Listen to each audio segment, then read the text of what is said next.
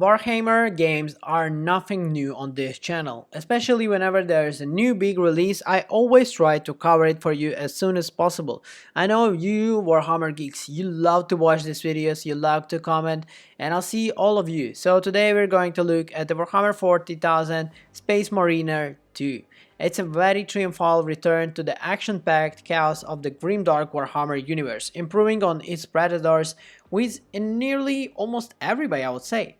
At its core, the game captures the relatively distinctive flavor of Warhammer 2040, which was the game and very similar in a way to Doom's 2016 release. And I have to say, a lot of it was gore-filled combat combined with healthy sense of power destructions and creates of an amazing experience that thrives on its old school action kind of shooter.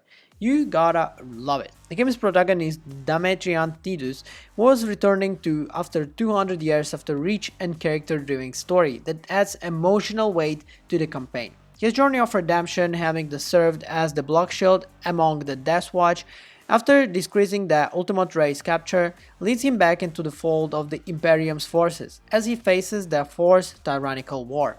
The narrative depthly kind of like explores his complicated relationship with his fellow Ultramarines, whose trust must regain, and introduces a broader war where the Tyranid hordes and the Meltals creates this amazing atmosphere. The Chaos Space Marine, particularly the Thousand Sons, in threatening the humanity survival. The story itself, while not revolutionary, it's engaging enough to carrying the players through the world of rifle with the conflict, with touches of internal squad tensions and the ever-looming threat of chaos adding intrigue. What's the most out of Space Marine 2 is its hybrid combat system, seamlessly blending into the third-person shooter with the visible melee brawling. The satisfaction of switching between blasting enemies with the iconic bolter and shredding them with the chainsaw sword is immense. Through the weaponry, you will actually see a lot of different variety and some of them are limited. Players familiar with the Warhammer 40,000 ball gun may miss the destructive power that version of the bolter had, but the gameplay nonetheless captures the now fury of war, particularly with the Saber Interactive's Impression Swarm technology. That is same engine powered by the World War Z that makes Tyranids feels like an overwhelming tide as they charge into masses, scaling the walls and crushing everything in their path. Whether you're the kind of like seeing the new game in terms of like playing it, the chain sword or something different can be maybe your weapons of choice, because it will be the most fun in my opinion.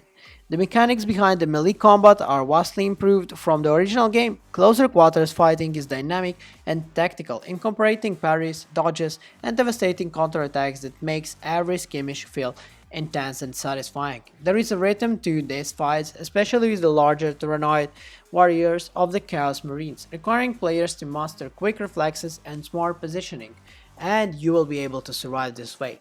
The parry and the dodge system, flashing blue for the portable attacks and the red for unblockable attacks, it kind of making the fight in general very engaging without overwhelming complexity, allowing of more of active and rewarding experience as you wade through enemy ranks. The brutal executions aren't for just the show, either they're kind of serving the key of the gameplay function by repolishing Titus' armor, reserving that players are incentivized to stay for the thick of the battle rather than repeating to cover. The game scale for the both visuals and emotionless spectacles. Cyber Interactive has prankingly brought the Warhammer 40,000 universe to life. This both feels tempting with the distraction and the Imperium's iconic architectures looming over the every skirmish, from the dance of the jungles of Kadoku to the gothical gaudius of Avarok spires. The Space Mariner 2 is a love letter to the franchise, filled with the rich details and some of them with the immersed players that are sprawling war-torn galaxy. Background battles are instrumental storytelling that adds layer to the world, from the quiet moments of the soldiers speaking in the household tones to the retro-futuristic machines about the brothels of the Battle of Barge. The authenticity of this digital recreation makes was one of the most faithful Warhammer 40,000 adaptation to date, capturing both gradiness and grimness of the universe. Through the combat dominates kind of 6 Marines faced off against Chaos Marines, in the standard modes like the team deathmatch and the zone control, with the class synergies providing the tactical edges. Each class offers unique strengths and the weaknesses, creating a balanced system that encourages teamwork, even if the maps are somewhat of lackluster compared to the campaign's grounder and sun pieces. However, the cosmic system, which lets you customize your Astanar, adds a fun touch in the multiplayer, through the slow and unlockable progression. For both perks and appearances, options might frustrate some players. In conclusion, I have to say, Warhammer 40,000 Space Mariner 2 successfully brings the brutal action of the Warhammer universe back to life, with improved combat, more dynamic enemies, and the world rich with the series' distinct lore. With while kind of giving you a different feeling, I feel like this is one of the best releases in the series so far. You will enjoy the gameplay, you will enjoy the world, whether you're literally stomping through the Storming's walls or battling alongside the friends in operations mode, or maybe even playing in the multiplayer, you will enjoy this dark and fascinating world of Warhammer. So thank you for watching this video, and guys, tell me your opinion about this game. Are you happy with the new release? And I'll see you in the next one. Bye.